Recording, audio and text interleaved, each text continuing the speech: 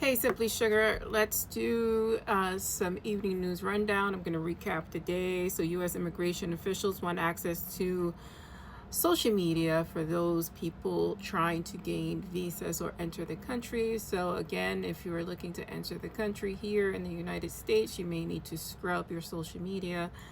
Also, it looks like if you're trying to get any job in reference to the government, not that there's any jobs left, but let's just say they're hiring again, you may need to scrub your social media too, because this is what dictators do. If you don't, praise them, then you don't get hired and you're not allowed into this country unless you have the money to pay for the golden ticket. So all you need is a few $1,000,000. You get the golden ticket and you can say whatever you want.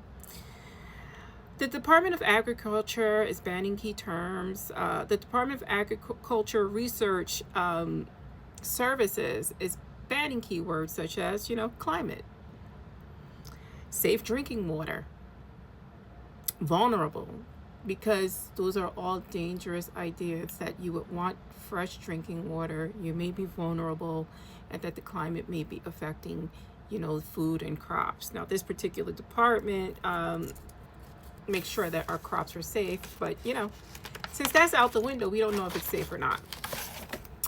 We've successfully, by we I mean Donald Trump, not me, they have successfully repaired the relationship between Japan, South Korea, and China, because they will jointly respond to the tariffs that we are expecting Trump to implement tomorrow. So we are joining nations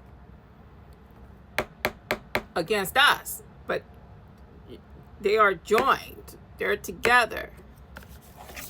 Goldman Sachs says that it's a 35% chance we're going into a recession, and I said this on my previous video that no. I think it's 100% chance we're going into recession, especially if all these tariffs come about, because we can't forge it now. How the heck are we going to afford anything when they raise prices?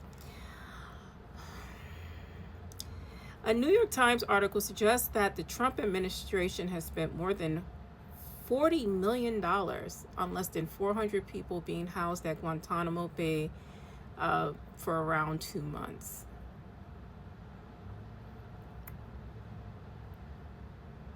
I mean, if we're looking for unnecessary spending, I don't know. I think that this may be an issue. Let's talk about Elon Musk. So, by a person by the name of Katarina Dessler of Wisconsin, says that she has successfully gotten the $1 million promised to her by Musk by doing exactly what he says. Reaching out to friends, referring friends, voting the way he wanted to vote for her to vote, and now she is $1 million richer, which is illegal, but legality seems to only be important to everybody else except the shadow president and his cronies. I don't even know what to say about that anymore. And lastly, a federal judge has barred the Trump administration from ending temporary protection status for over 305,000 Venezuelan nationals. So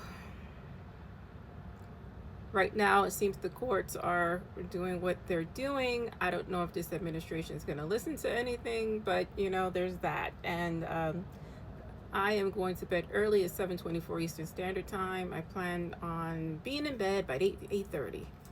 Let me know your thoughts.